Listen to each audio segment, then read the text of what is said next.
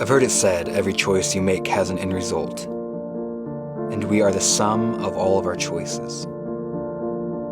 I can still remember this picture that hung in the hall of my home.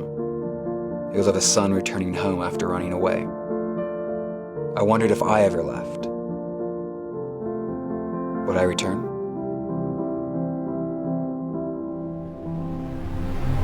Listen up, world. Listen up, professor. Listen up, everyone. Stop telling me how to live. Don't tell me your opinions on what I should do and how I should live.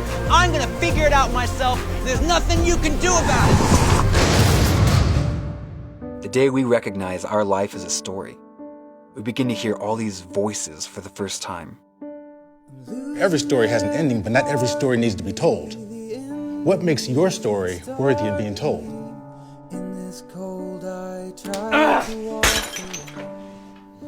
What's the ending to your story, Sean? I can't just sit back and let life happen to me. I have to believe that we get second chances. Allie, no. No one's immune from life. We have to deal with the mess, man. We have to walk through something. Do we just give up? Resigned to living in the broken world we've created for ourselves? Or is there hope for more?